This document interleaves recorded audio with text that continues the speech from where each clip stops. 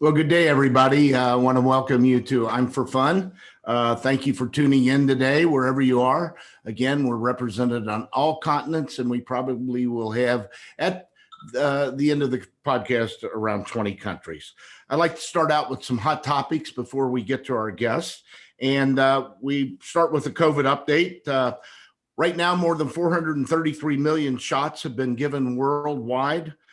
In about 134 countries. In the US, the vaccination rate is about 2.5 million per day right now on average. And at this pace, we estimate it's going to take about 5 months to cover 75% of the population. The spring breaks are getting underway here in the USA, and they drew large crowds to Miami Beach, where the police had to disperse the crowds after they enforced a very tightened curfew. They threw pepper balls, and people in the crowds were arrested during the melee. And we're beginning to see, unfortunately, cases are rising of COVID in Florida right now. So probably a result of the spring break. Over in Europe, the rollout gap between Europe and the United States has widened, and some of the countries hardest hit early in the pandemic are facing a third wave of infections, we're sorry to say. France, a large part of Italy, and other regions are back in lockdown due to rising cases and new hospitalizations. Only about 3.5% of the country's population there have been vaccinated so far, and the vaccine is getting skepticism now, with just about 57% of the population saying that they'll get a jab. Chancellor Angela Merkel proposed keeping German lockdown restrictions in force for another 4 weeks over in Germany. So that's going to affect our friends there.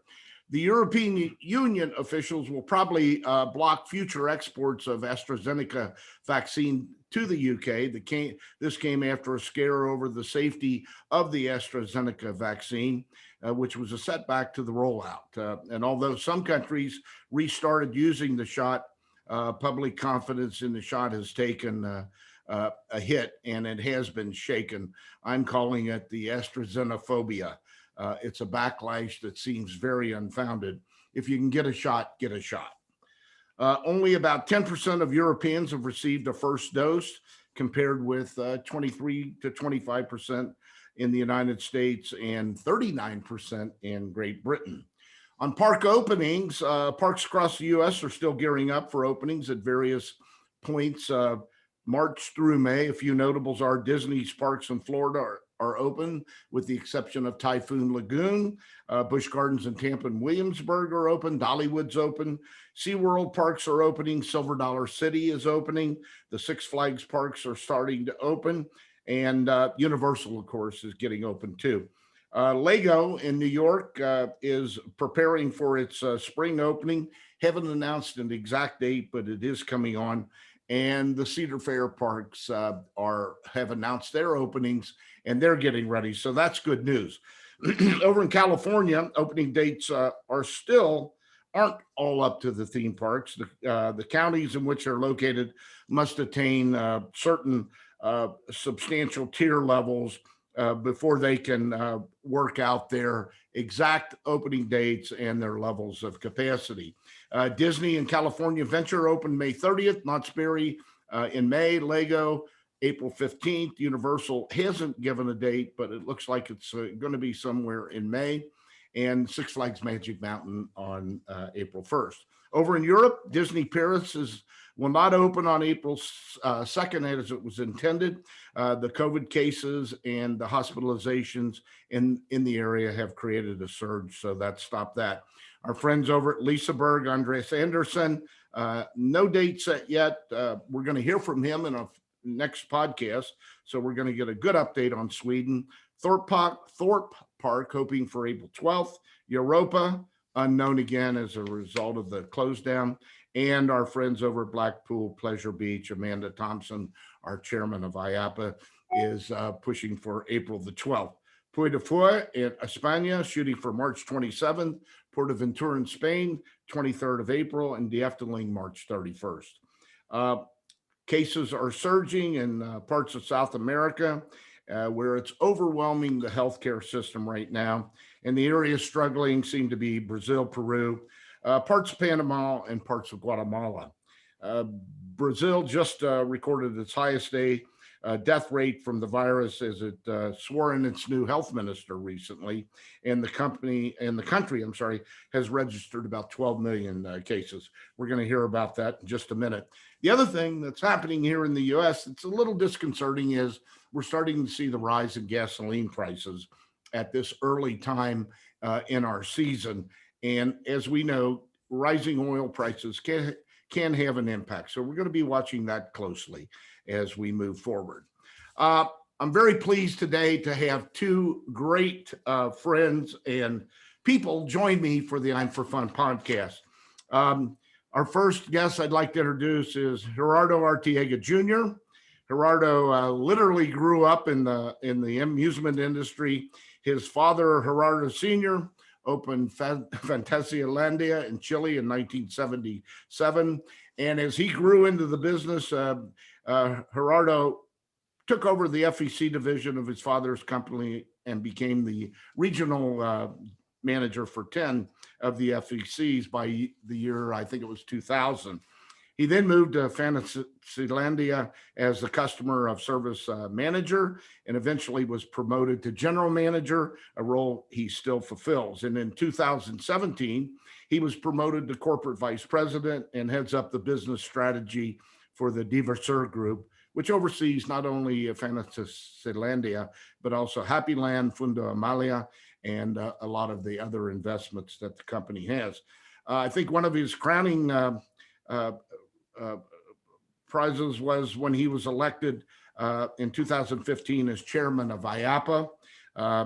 He had served on many committees and really stepped up for IAPA from back in the early 2000s. I believe it was around 2003. And in my opinion, he's certainly one of the best chairmen that we've had in the last 15 years. He came in, he took action, he left his mark on the association. Has 4 beautiful children with his wife Catalina, and he's an avid boater. And I've heard that he likes Mustangs. They're not Corvettes, but that's okay. We'll let you have a Mustang. My next guest is my longtime buen amigo, Marcelo Gutglas, a pioneer in the establishment of amusement and leisure Brazil. He's the godfather, the El Padrino of the industry in South America. After spending a few years in the coin-op business, Marcelo was the founder of the very first amusement park in Brazil back in 1973, which was Play Center Sao Paulo.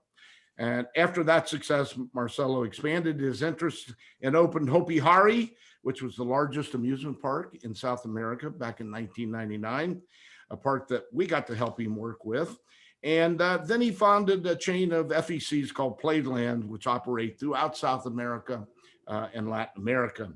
He was also established as the first president for the 2 major Brazilian associations for amusement parks and attractions, Adibra and Sindipat.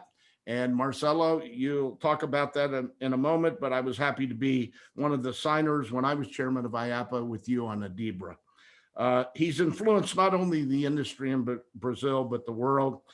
He served on the board of ALAP and on IAPA. He was a recipient of IAPA's Meritorious Service Award for his role and his contributions to the industry.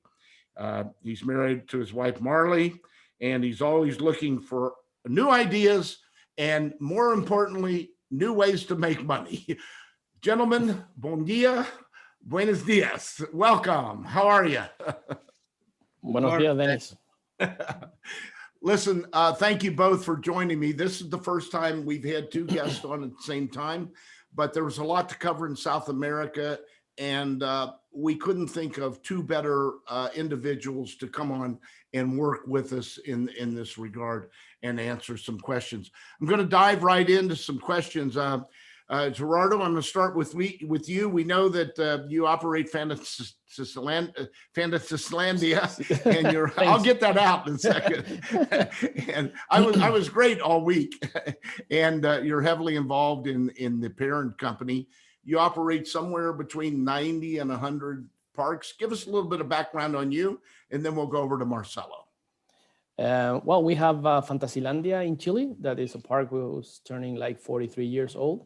And we also have FEC chain, Family Entertainment Centers, that is about 30 years old. And we started in Chile, and then we went to Peru, then Colombia and Mexico. And we operate before the COVID crisis about 96 family entertainment centers in the region. 96, wow. Now we are shrinking, not considerably, but we just closed Colombia, and we had 6 FECs there. Will those reopen? No, Colombia. Others, most of them are reopening, but it's depending. For example, Chile is closing now, Peru is opening, and Mexico is opening. And some countries are going now, others going down. Yeah, it's crazy to manage this because we need to get used to. But Chile ended the summer season, and we start closing. And most of the park was closed a week ago, and the FEC are getting closed region by region. It's not a restriction all over the country. It depends on which municipality or which city you are. And Peru was closed all February. We have a good January, but February was fully closed. In Peru, it's more drastically. It's like on and off. And now they're starting opening again. And in Mexico, we're being closed for a year almost now. We closed like late March last year, and we start opening this month for Easter, we think. Marcelo, give us a brief overview of Play Center and Play Lands, and give us a little bit of history there on your opening the Play Center and then moving into the Playland, if you would. So, Danny, thank you for having me. I'm more than 55 years in the business, so I need about half hour to talk about the. Anyway, let's see.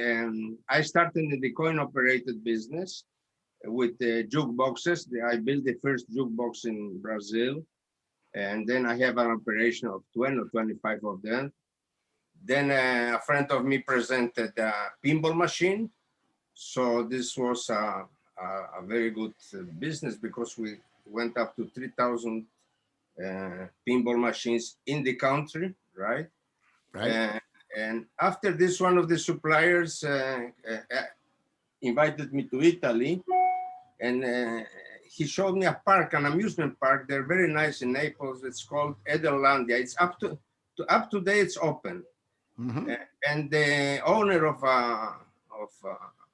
Ederlandia asked me if there is any kind similar in São Paulo or in Brazil, and I told there are some amusement parks were very old. Let's do an amusement park together. I will send you some rides. So he did it. He sent me a roller coaster, some bumper cars, some carousels, and we opened it a small park called Play Center. And the success was such a success, especially with the roller coaster, that in the first day was opening 24 hours, and each car has 8 passengers. So I was looking on this, and each time that a car was down was $8, right? $8. I thought that this must be a better deal than the pinball machines. That it's a difficult business because it's spread all over the country with coin operated. So we decided to sell the pinball operation to Taito, what is a international company with coin operated. With this money, we built the first Play Center in São Paulo in We opened in 73, and was really successful. I enjoy it. I love the business. I love the family coming in. I love the experience that I feel, and so I decided to develop the Play Center, and I was running the Play Center about 40 years, and became an icon in Brazil, in Sao Paulo and in Brazil, and helped a lot in tourism. But my dream was always to build a theme park. So Equity Fund joined us, and with this, we built the Hopi Hari, what was ITPS project. The project was nice, Dennis, no doubt. But and this was a $2 million project. Was beautiful. Besides this, in the 80s, when it started the shopping malls business, I was afraid that there will be competition for us. So we convinced the shopping to open the small FECs in the shopping malls. And this is how we started the Playland, who became a chain of 80 Playlands in Brazil and some overseas, like in Argentina, Uruguay, and Portugal. In 1991, I decided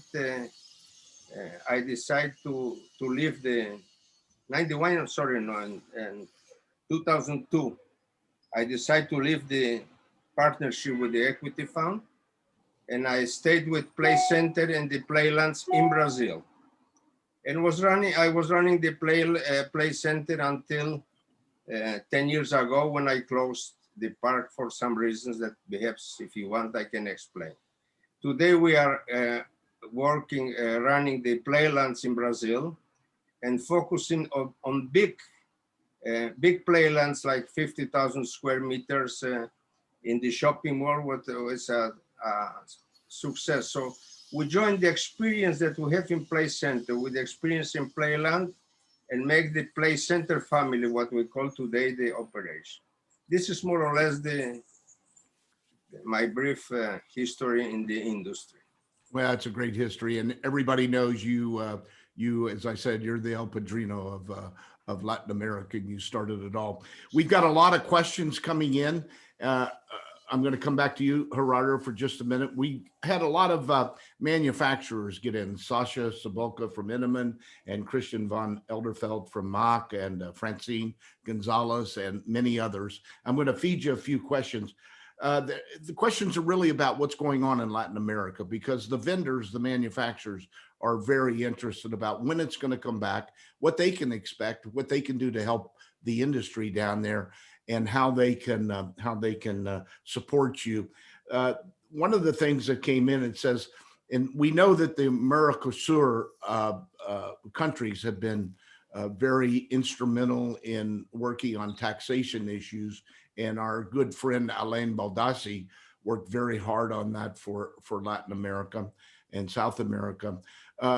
Gerardo, from your standpoint, how do you see the industry coming back, and when do you see it coming back as it relates to capital spend for the manufacturers, and how do you see that positioning itself over the next short term leading into the next 5 years?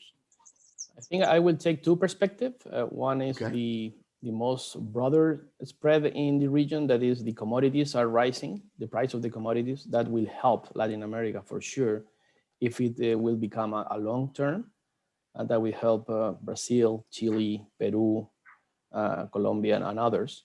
And in the other side, it will be very different, depend on how was the support that the government give to the economy during the crisis, because not every country performing similar before the crisis, during the crisis, and that will affect what will happen after it. And I think, for example, in Chile, we have a very strong support from the government. In Peru was also a strong support. I'm not so sure in Brazil, but I'm sure that in Mexico was zero. That is the other opposite scenario, where the economy shrink very severely. And I think we'll see. What we hope is that in our industry, probably everybody knows that the demand was hold, and when we can start back again on the business, it will be more. A lot of people wanted to come back to our facilities, and that will help, and that will become like a amazing 2022, I think. for everybody. How But about after you, that, it Marcelo? will depend. After that, it depends. Yeah, it depends on the spikes, I'm sure. What about over in Brazil, Marcelo? Did the Brazilian attraction industry get the support that the Chilean industry got from the government? Brazil is very special, Dennis, as you know the history here. One of the questions that they were asking me is, if Play Center and Playland is so successful, where is the competition? So the big problem that we have in Brazil is the import tax, one of the big problems. And the import tax is very, very high, practically forbidden. If you do a business plan, if you put the cost of the importation, never close. So I can tell you what I did. We have a partner, what was the owner of the Phantasialand in Germany, right? So he helped a lot of us bringing the rights on temporary experience. So this was a kind of secret, nobody knew at this time. So this is why we were able to build Play Center and to build the Playlands, right? We are fighting with the governments from years, and our good friend Alan Baldacci is the champion on this, showing them that our industry, it's important for the job generation, for the industry, how important for the tourism, right? And we're still fighting, and this is what the two associations are doing today. And they were successful. In the last few years, we got a lot of improvement, and this is why a lot of attractions were built in Brazil today. So I think in this case, our market is very promising. Brazil is a good market. You know, we have the climate, we have the density of population. The Brazilian people like fun. So the market is fantastic. And today we have a lot of new attractions and new parks building and operating. Gerardo, got one for you. Question just came in. It says, we heard that a new theme park was coming to Chile, a new Fantasylandia. What do you have to say about that project? I think that was, you were starting to look at moving your project, and Yes. that's still in the planning stage at this point. Yeah, we are fully working with the government and get all the approval. We are in the last stages of that. It's taking like 3 years. We have friends who already built a park, but here the regulations are crazy. We need to measure the emission of the vehicle who will visit the park. We need to take every imaginable measure of what will probably going on in the next 15 years. We need to count, but hopefully we just get the approval of, I think it's 21 government divisions, and now we are getting ready for 18. 18. Remaining 3. And we have the chance to move in a little bit forward, the move of the park, but it's something that it will happen between 25 and 28, something like that. And we are fully committed to that, and we are fully working on that, even during the pandemic. We have a team that never stopped trying to get apply with every government regulation and try to get the permits. Hopefully we will get the permit at the end of this year. Here's a question for both of you that just came in, and we've got a lot of questions rolling in, guys, so we're going to keep it moving. It says South America has always been a huge draw to the Floridian market. It's been huge. There were times 20 years ago then, if you went to Busch Gardens, 30,000 people a day, not a week, a day would be from South America. Do you see the travel continuing in the next year, 2 years, or do you see it stopping for right now? Marcelo, you want to take that quickly? Okay, I can tell you, I think that the pandemic will change the experience of traveling. We are predicting that in Brazil, the in-country traveling will rise again, will be the big tourism icon. So this will help a lot our industry, absolutely. And this is the big, we are working on this, and in our association, it's doing the economic predicting and helping a lot the new parks that are already under construction, even during the pandemic. It's a big amusement park building in Sao Paulo, which is a kind of zoo and amusement park, a mix, very interesting. And I'm sure that will be a big success. People won't travel abroad, I think, because they don't will have the money. They will be still afraid about the pandemic for years. So the internal tourism will be our next big step. What do you think, Gerardo? I have a, it depend, I think in Chile, for example, people are really willing to travel mainly to the United States, not to Europe for a long time because of the vaccination mess, or we are very worried about Brazil right now because Chileans love to go to have holidays in Brazil. Also people from Peru. Sure. I think Peru is almost same situation, but I think that the Latinos will come back easily to Florida. But I agree with Marcelo that anyway, because of the economic shrinking, the economy shrink, sorry, we will have more local tourism as well.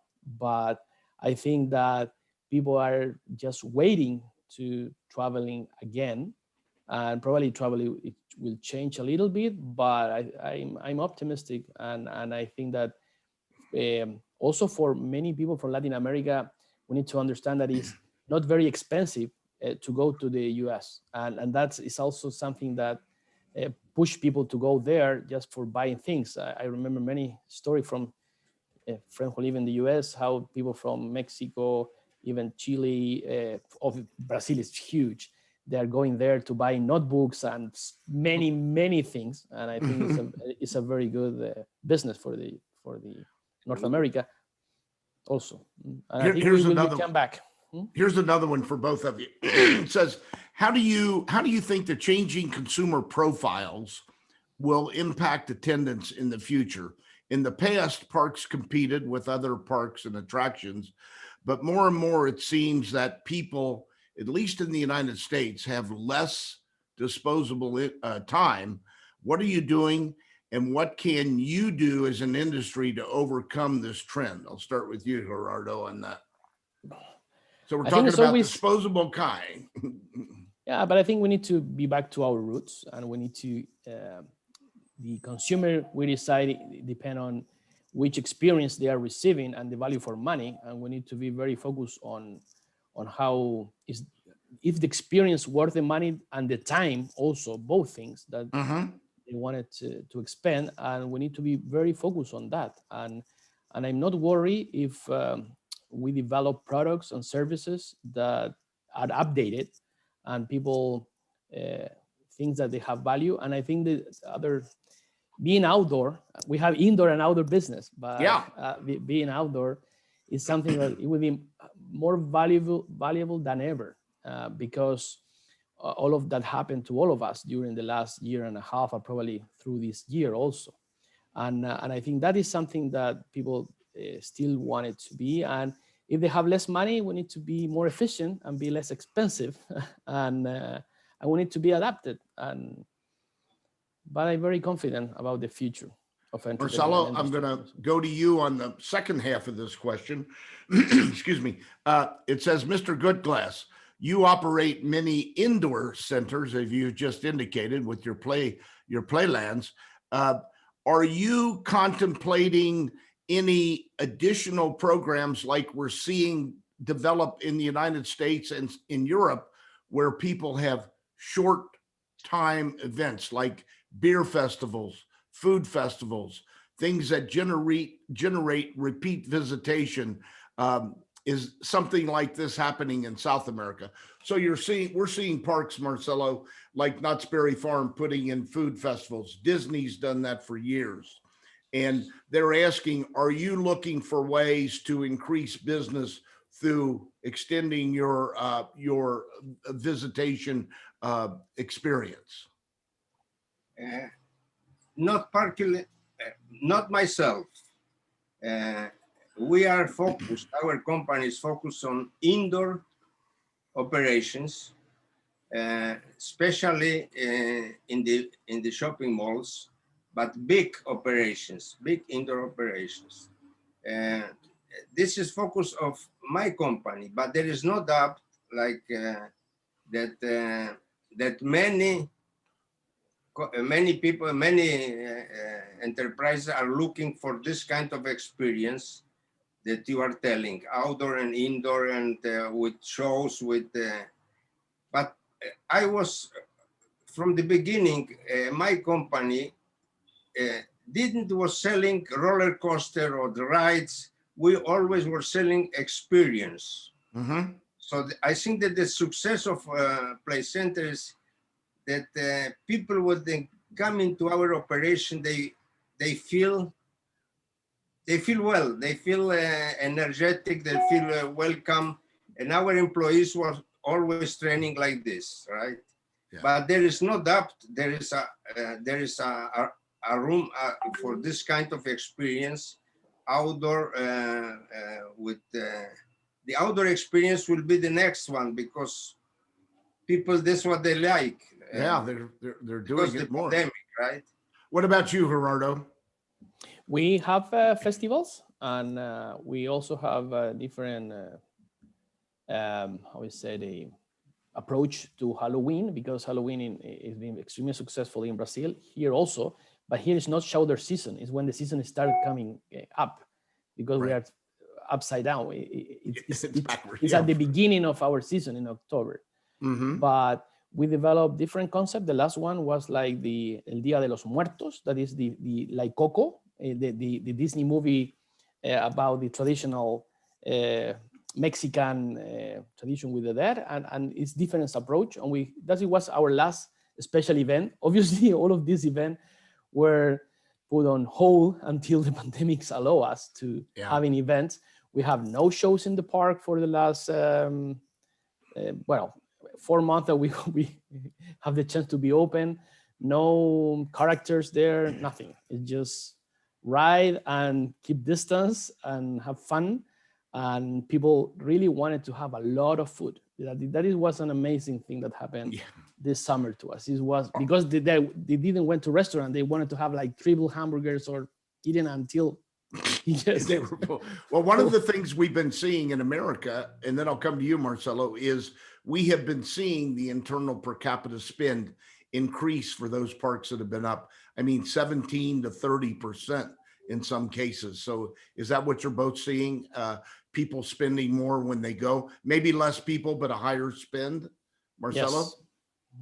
Yes, just I think that's what Gerardo was telling.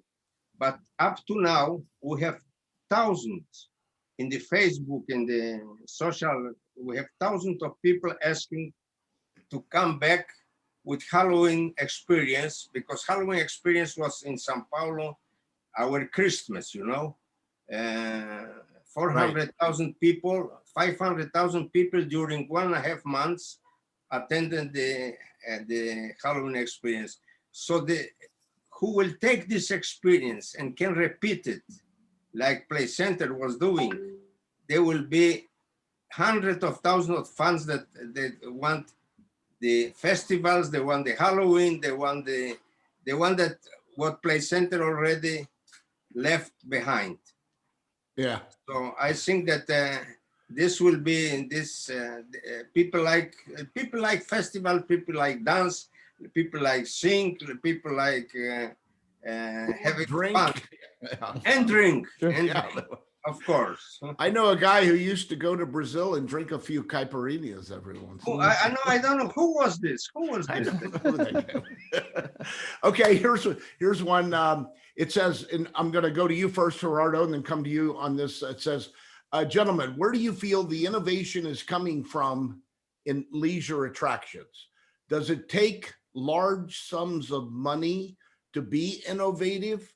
How can an operation remain competitive on a budget and yet still offer innovative entertainment? So where is the innovation coming from? And does it have to be expensive? I mean, we see Disney and Universal build some of these attractions that are 100, 200, 300 million dollars. Gerardo, I'll go to you first. I think it's very challenging, also the question, Yes. but we need to squeeze our brain, I would say, because creativity is the mother of innovation. And I think we need to try to be to our roots. I think it's very easy in a business, or in our business also, to lose the root and get lost, because it's easy to want it to get bigger, more expensive, more complicated, and people sometimes need less complicated, easy, and enjoyable experience. And I think we need to try to mix. I'm seeing the technology also will play a role, and technology sometimes is expensive, or mixing technology with rights. Obviously, that's part of the future. Right. But being back to basic, I think it's something very important, that enjoying a carousel, enjoying a water ride, and going a raft ride, coaster, things that people really experience by themselves. Because right now, the people are so much focused on the screens and on the tablets, and they are losing the feeling of real life. And if we give real life experience with some things like not less queuing and not making queues to pay, and customize their experience, customize their food, probably that's the way to do it. And that's not cost money, that's everything costs money, but at the end, not much money. Yeah, and that's what they're asking. And I think we need to think out our box. Sometimes it's hard, and as you get bigger or older, it's more harder to think out the box. But I think it's something we need to challenge ourselves. And I think creativity is the engine of innovation, and we need to try to give innovative. And I think there's a lot of opportunities. Well, there's a lot of bad things that have come out of COVID. 90% of it's bad, but there's 10% that has made us rethink our business, look at new attractions, look at new ways, processes, programs, and the contactless touchless has been one of those. That's going to be with us forever now, and it's going to help increase but people love crowds or go to the beaches, go to the water parks, or go to the mall. When I was chairman of IAPA, I went to visit Marcelo the very first time in Brazil for establishing a Dibra, and I went to Play Center, and I walked away and I said, this is the greatest park I've seen outside of the United States. The people in the queue lines were dancing and singing and they didn't care about waiting. They were having a great time there. In America, everybody's looking at their watch and going, how much longer is it? And that South American, that Latino mentality of enjoying and having fun. I've always said the Latinos are the greatest hosts on the planet. And I mean that sincerely in all the aspects. Marcelo, I've got a question here for you. It says, Mr. Gutglas, how important are IPs, intellectual properties, in Latin America? It says Six Flags was the first to brand an IP in Mexico back in the 90s. When Hopi Hari opened, you had Sesame Street, and then later Warner Brothers came into Hopi Hari. Do both of you think that IPs have a place in the business in the future in South America and Latin America? Marcelo. If you remember, we have an IP in Hopi Hari with Sesame Street. Yep. Didn't work in Hopi Hari. I really have no answer on this because I don't have a lot of experience. But I think that the most important is what Gerardo was telling, and this was the answer, this innovation. And innovation, it's not a question of IP. Innovation is a question of making an atmosphere, people feeling good, people people like to dance, people like to have fun, more than IP. I don't really think that IP is a good investment because it's always cost. Let me stop you there. Let me go to you, Gerardo. How do you feel about that?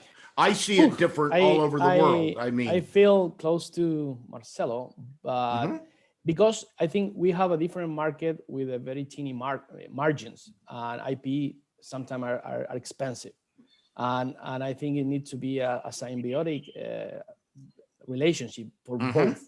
We have some IP in the FEC chain for the cranes years ago with the Looney Tunes, and it was great because both parts are getting exposure, we're getting better sales, and it was a win-to-win situation. And sometimes when you get an IP, you get locked and you get trapped to that, and it's also very expensive. And if the IP is finding ways to do it more affordable, more probably an area, and you need to pay for that, or because it's a win-to-win situation. And sometimes I think they seem that it's just they are just selling like gold, and you are need to buy it, and then and I think it's depend. I know that many IPs are changing the approach to business in different part of the world. And for Latin America, the problem is the margin and the cost and the flexibility that you will. I agree with that. I mean, we've worked with it. Marcelo? That today our most valuable IP, it's our logo play center. We make a research on this, and really it won't add nothing to our business if you have an IP. I'm going to put up something here. And also, I think what's important that because of the pandemic, the advertising of social distance is so big that after this, the to be together distance will be more important. And this is what the people will look like. And Gerardo was telling this, that people like to be together. They like to have the experience to be together. Besides the hardware, roller coaster is important and carousel are important. But people to have fun together, this is the most important asset that we have. The first things that I will do after the pandemic is make a party at home, for sure. And that could be for many, many people. Yeah, I'm going to say full just of party and events. Sure. Okay, I wanted to throw up a picture here very quickly because Marcelo, you were talking about people wanting to have fun. I don't have a lot of time to. I'm going to talk a little bit. This was when you were doing the your thriller concept at Play Center. I happened to be down there one time to see that. And here was Michael Jackson. He came all the way to Brazil to see this. Throw the other picture up, him. That's Marcelo's family, the first picture. And this. Thank you. These were the performers that were putting on that wonderful show. And I was just amazed at the professionalism and how well it was received and how they performed. It was great. Okay.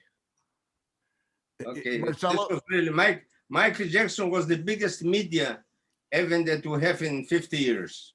Oh, it had to be. Yeah, sure. It was fantastic. He was doing a show in, I don't know if you have some time, 1 minute to explain. He was doing a show in Sao Paulo, and I get a telephone call and telling me I'm the manager of Michael Jackson, and he wants to go to Play Center. And my answer was, I'm Napoleon Bonaparte, and I would like to go to Russia. No, he called me again and give me his name and tell us, okay. So the condition was to have no public, no attendance, and no advertising. So I agree. Then I called Globo, what is the biggest news sure, in São Paulo. Media company, And I told him I have for you a big deal, but the condition is that you will put Play Center's name in the news. Of So course he you told me did. it's not allowed. It's not allowed. Then I will go to another station. Tell me what is the I don't tell you. I only tell you if you give me this commitment. So he gave me this commitment, and we put cameras in the trees and film all the Michael Jackson having fun in Play Center, and this one was a really media all over the world. I have friends in Russia that they called me. I saw CNN in Michael Jackson in Play Center. It was really fantastic. Yeah, everybody said, we know Marcelo Gutglas. Who's that other guy in the picture? Okay, guys, I'm going to keep you moving here because we do have a lot of questions. I'm going to come back to you, Gerardo. It says, this is from our friend Sasha Soboka over at Inman. He said, Gerardo, what kind and type of foreign equipment do you think is going to benefit the most from the exemptions, maybe from Mercosur and from post-COVID? Where do you think money will be spent? Oh, good question. Well, first of all, Chile, Peru, and Colombia, for sure, Chile and Peru and Mexico don't have issues with taxes. In our case, we have no taxation. We have free trade agreement with the EU and with the US and with China and all over the world, and very similar situation in Peru, not exactly, but it's not a big issue. Wow, that's a good question. Probably not rice. I think food and beverage, I think something that is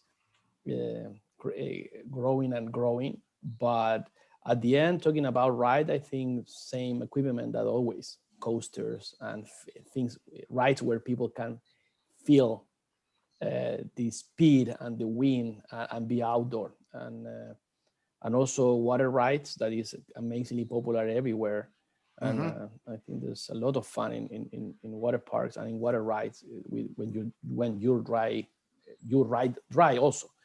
But I don't think any strong changes after the COVID. People really wanted to enjoy more themselves. We need to improve our infrastructure, I think, for sure, everywhere. And because people probably stay longer, at least at the beginning, because they will give more value to be outdoor, to be with friends, to enjoy their self. And I think that is something that already is happening with the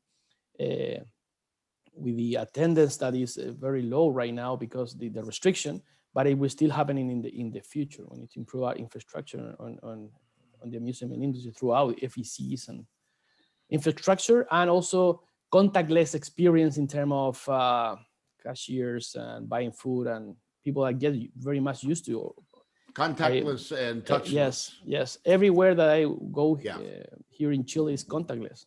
That'd be a great business to be in right now to supply our industry because people are going to be buying it up. Marcelo, any tag on there before I go to the next question?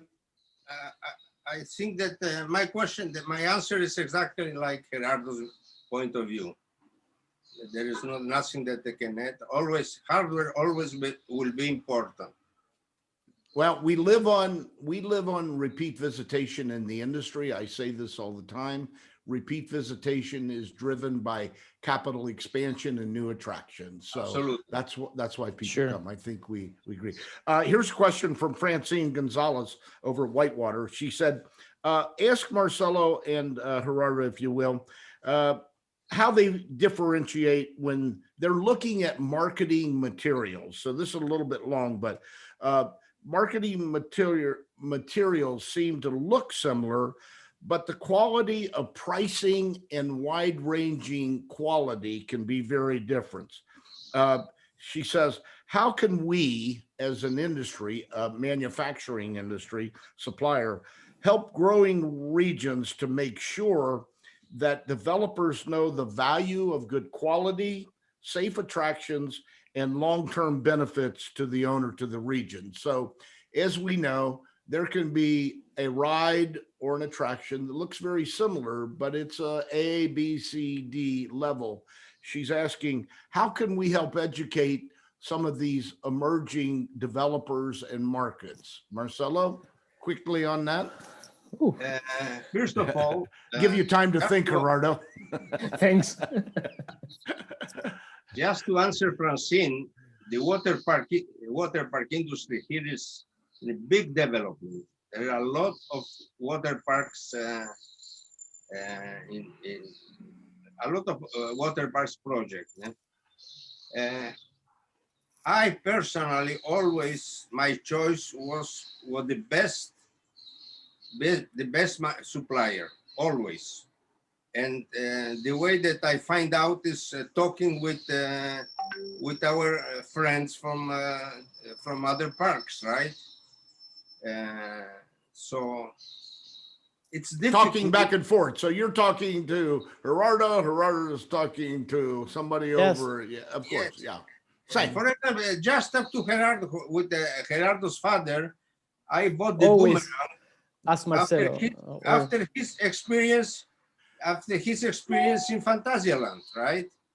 And this is the way that works. And I think that IAPA has a very good source to help us to have the best value for the money that we invest in a ride. If I understand, if this No, was that's right. No, you got it. You answered it, I think. You want to add on something, Gerardo? Yes, sure. I think we need to understand that it's a matter of Where how are you can afford, because sometimes it's unaffordable. And Yeah. and my suggestion will be having different prices for different regions.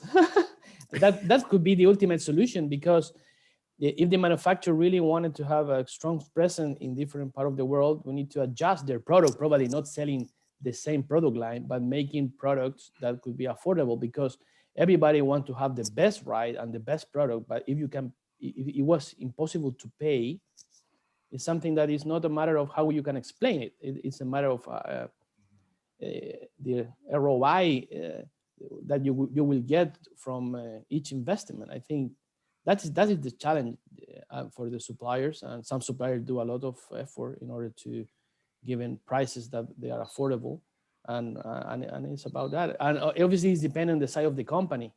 I start trying buying our big ride with the new norm EN, the European way we know it. That is more stronger and more heavy, but because Here, let me tag something on. It just came in. How far in advance do both of you look to buy a big attraction? So they're asking months, years. Gerardo, you finish that, and then we'll go to you, Marcelo. years, 24 months, 24 2 months. years. Yeah. Okay, Marcelo. 3 years. 3 years. So 3 somewhere years. between 24 One and 36 of the months, reasons depending on the investment. Just to add, one of the reasons that I decided to go into the indoor industry is because of the capital necessity for big parks. Really, you need a cap very high for the new parks if you have a new attraction. It's not the same for the indoor parks. Okay, I'm going to stop you there. This is from Morgan. Gerardo, I'll start with you. He said, are there any changes you'd like to see to the industry in Latin America? Do you think it'll take longer to see changes there due to the setbacks in COVID, if there are changes you think that are necessary? So he's asking, do you think there's anything in the industry that you've learned in the last 24 months or 12 months that you think would be important to implement? And if so, will it take longer? I don't get the question. Okay, the question is, but are there any changes you'd like to see in the Latin American industry? How it does business and its approach to the business? I think we get closer than ever last year, and IAPA in this case was very supportive. We talk very frequently between all the members. I think it's this industry, what I love is we are a fraternity, despite that we can compete in some places. And we really want to protect ourselves and differentiate in not the structural things like safety and things like that. We want to differentiate in the experience that we give and in the quality of the service that we provide, not in other things. And I think the industry get very united. That's how I understand the question. And and it was amazingly also how much we learned about the COVID, operate with COVID, and we learned many things at the park. We improve a lot of things through the year, and I think we will keep it. But park will be cleaner than ever in the future. That will be amazing. Because sanitizing sanitizing is the word. It will be more sanitized than ever. We will keep some of those things. People like it, and we do things that improve the efficiency of restrooms or restaurants or queuing, and a lot of improvement that we will keep after the COVID. Now, I think it will be the same in our FECs. We learn so many things, more efficient, less labor, better job description and processes through the. It's made us rethink the business, really. Absolutely. I mean, that's been the best part of COVID. It's made us not be complacent. And as we wanted to end it a very fit organization. Exactamo. Marcelo, this is from Pim Damas over at Alderface. He said, gentlemen, how do we proceed with business from Europe into Latin and South America? Is it done by agents, or can we directly do business with parks? So he's asking, do they have to go through agents and companies, or can they come directly to Play Center and Fernandeslandia? Absolutely no. You can come directly to the park. Yes. And the owners of the park, they will love it, to talk directly with the suppliers. We always work directly with no issues. We don't need any agency or no one in between. And here's one from our good friend over at Kermes, Frank Lanford, the publisher of Kermes. He said, regardless of Corona, he says there have seemed to be far fewer amusement parks in Latin America countries than in North America and Europe. He said, is there a specific reason why? And he says, is it because of the mentality of the people who prefer to go out and party, or is it financially driven? And that's true. There's less parks in the continent than there are in others. Gerardo? It's a matter of GDP. Okay. Money. Absolutely. People will love to have parks here, but if the country is still growing, probably we'll have better parks for sure. But it's and capital investment, and you need to plan in the long term. And that's something that's really hard in Latin America because the political instability, that is hard to make projects for 10, 15, 20 years. And you can't give the money back quick. Here's a big question that's looming over the industry in America right now, and actually in Europe too. And it says, gentlemen, what about season pass programs? Are they as popular in South America as they are in other countries? Do you see them growing? Do you see them as positive or negative? You want to start, Gerardo, and then we'll come to you, Marcelo. I can tell my history. The season pass didn't work well. Did not work well. The season pass didn't work well. They work well the seasonal for 3 months or 4 months, but not for all the season. Because the one thing that is important, that our season is year-round. It's not like in Europe or in the States, they have only 6 months open the park because of the weather. So our park is open year-round. What about you, Gerardo? Same thing. I've been working hard for 10 years to upgrade, rethink, relaunch our seasonal pass, and we never move the gauge. It's very low. It's not like what happened in the US or the Six Flags experience with the seasonal pass. I don't know why. Sometimes people think that the ticket is expensive, and everybody knows that a seasonal pass is like 2.5 tickets.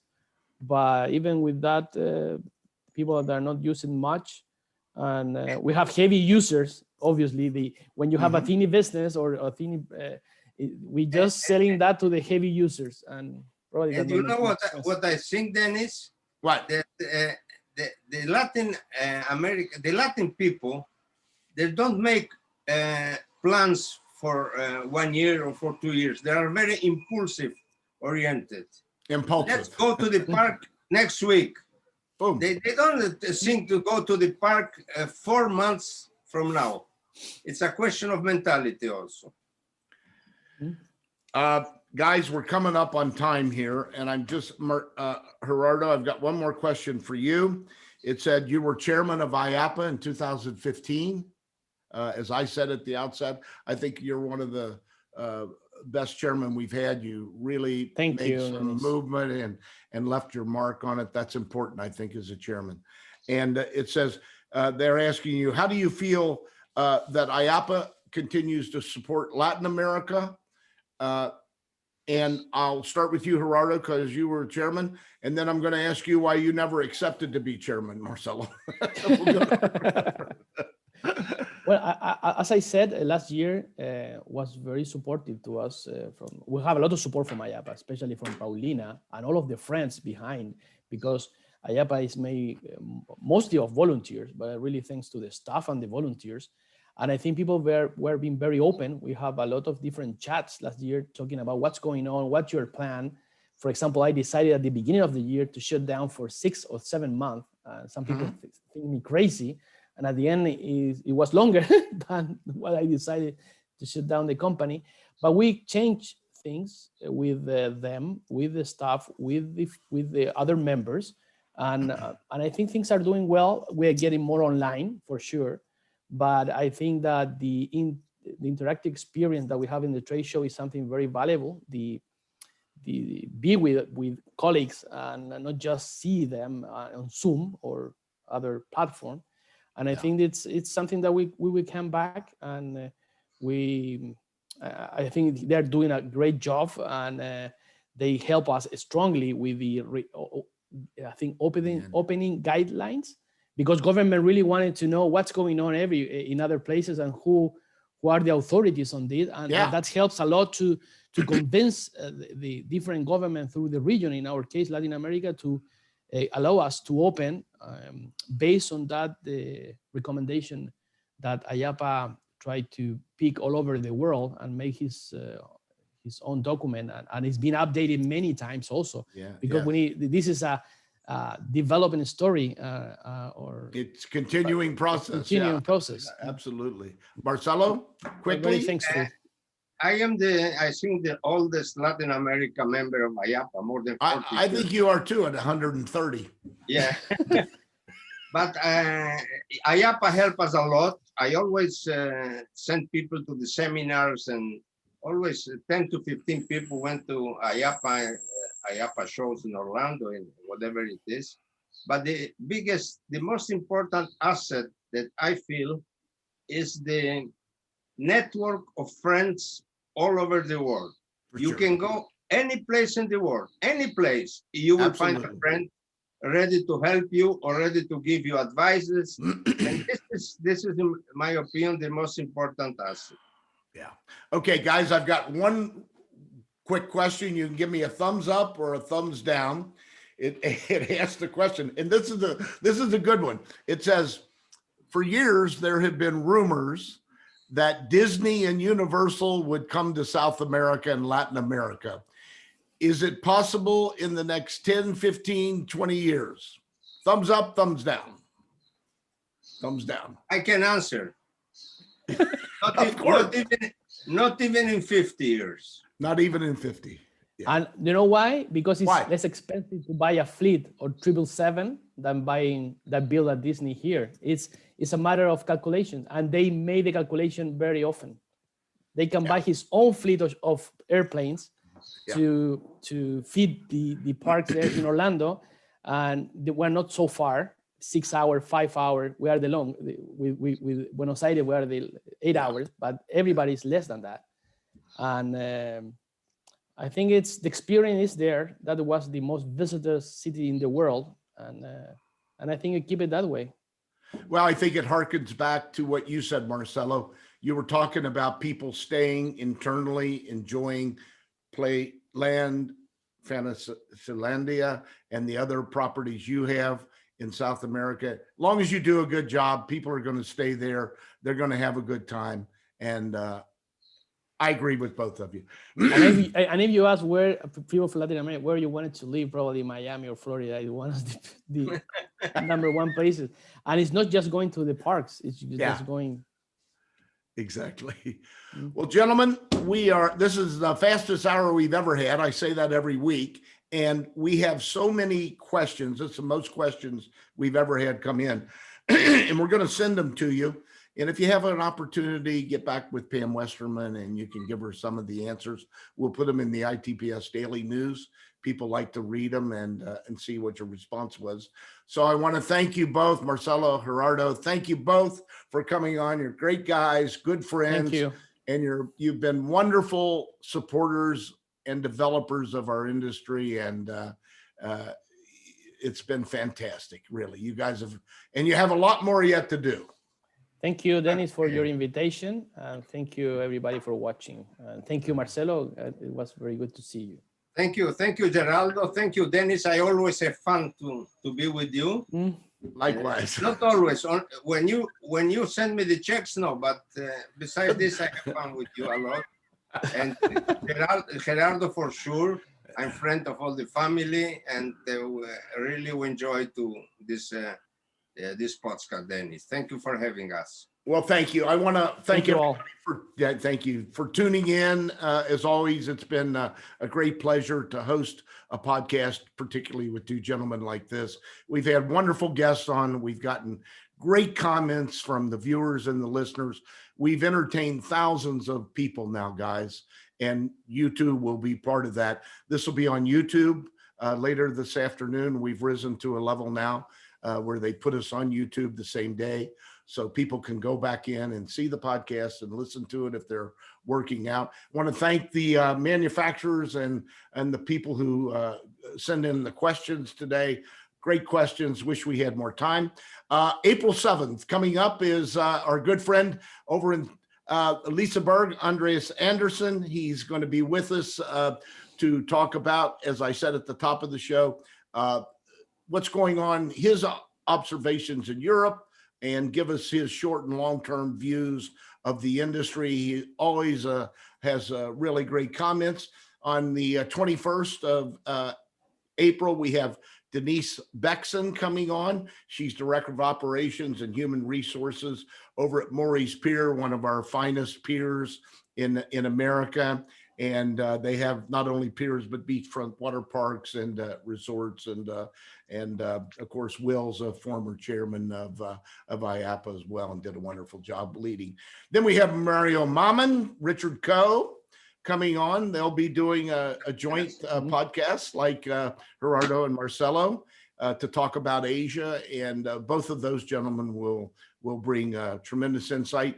And then we're going to have a fun podcast as we move into the season a little bit. We're going to have Tim O'Brien and a historian, and Jim Futrell, historian, come on and talk about the history of the industry and give us some insights and highlights about the fun things that have happened. So I always like to end up saying, hey, we're not here for a long time. We're here for a good time. We work in a wonderful industry. We don't put smoke in the skies. We don't pollute the waterways. What we really do at the end of the day is we put smiles on people's faces, and we've created memories that last a lifetime. So thank you, everybody. Gerardo, Marcelo, thank you very much. Thank you, Danny. Thank you, Gerardo. And we will see you and talk to you in 2 weeks. Bye-bye, guys. Bye. Thank you.